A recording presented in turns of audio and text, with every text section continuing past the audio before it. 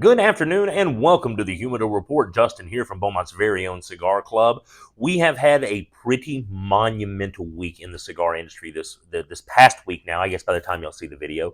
In fact, it might be the most monumental day in the premium cigar industry since Kennedy put the trade embargo against Cuba in place. That is how big this news is. Now, a lot of folks might not be familiar with what has been happening in the industry over the better part of the last decade. But there has been a huge ruling come down this week concerning the FDA regulation of the premium tobacco industry. Now, this whole thing goes back to a ruling. It was called the Tobacco Control Act that happened in 2009. What that act did is it allowed the FDA to regulate the tobacco industry, specifically looking at cigarettes and smokeless tobacco. But the way that act was put into place, it gave the FDA the ability to deem or choose whatever else might fall under the intentions of this bill going forward into the future.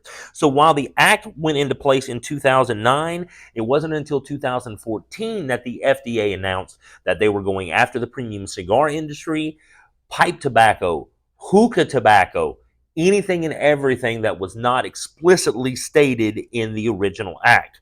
That's where things began for the cigar industry. So we have spent the better part of 10 years now back and forth with our industry lobbying organizations such as Cigar Rights of America, the Premium Cigar Association, and a lot of these brand owners have been very visible fighting that fight on Capitol Hill for us as well, namely Rocky Patel, the Newman family behind J.C. Newman Cigars, Alito Gomez, many other brand owners have been leaders on this front as well.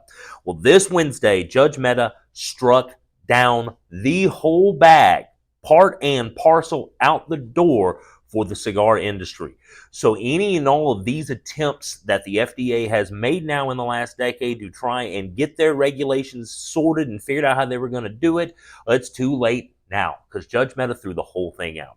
Now, there is still room to appeal, but whether that would come from the FDA themselves or whether it would come from other health-driven organizations that have supported the regulation of the cigar industry, that option is open. I don't know exactly who could appeal that, but there is a possibility of appeal. But the decision from Judge Mehta is so strong and so resounding that I would personally, and this is, I'm not an attorney, certainly not that kind of attorney by any means or measure, I could see it being very difficult for them to pull this back.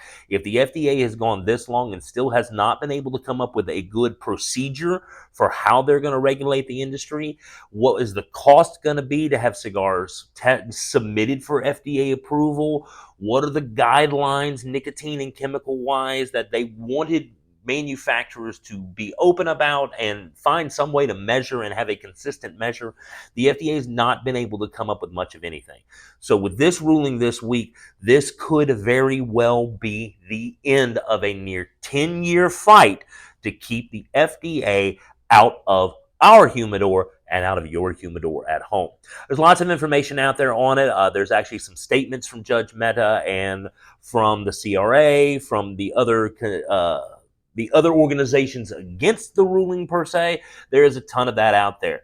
But for the simple sake and purpose of time on our video, this is a huge day for the cigar industry, and I want to applaud the organizations and the brand owners that have fought this tireless fight for near 10 years now to make sure that we can continue to have our product on the shelf, that you can come and you can get the great cigars that you love and you enjoy and can enjoy those on your own time without these horrific fees and practically industry-breaking regulations that were originally proposed by the FDA. So go check it out. Go read up on it. The cigar mags and stuff.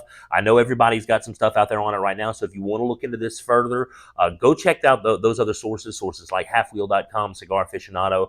I read a really good New York Times article on it as well if you want to check that one out. But it is a huge day, and we want to thank everybody who's fought this this hard fight for us. We do hope that this is the end of it, but should it not be, should there be any appeals or any more traction that wants to drag this thing back out into the light to be fought over, we'll sure let you know if and when that does happen. But for now, it is definitely a day to light up a celebratory cigar and mark the day that we've finally got the FDA out of our business. And big thanks to Judge Mehta for that decision. And again, everybody who's brought us to this point after all these years of hard work. So that's going to wrap it up for this edition of the Humidor Report. We do want to remind you that we're but a couple of weeks away from our Rocky Patel event happening here at Cigar Club Southeast Texas on Friday. That is August 25th. And that's going to run from 4 to 8 p.m. So we will stay open an extra hour for that event. Rayos will be in the house making some cappuccino and espresso creations free all night for everybody who's here for the event. And we'll have the one and only Jared Oliver from Rocky Patel in the house with great deals, great swag, and some Rocky product that you have not seen here at Cigar Club Southeast Texas as of yet. So mark your calendars today, Friday, August 25th from 4 to 8 p.m. right here at Cigar Club Southeast Texas.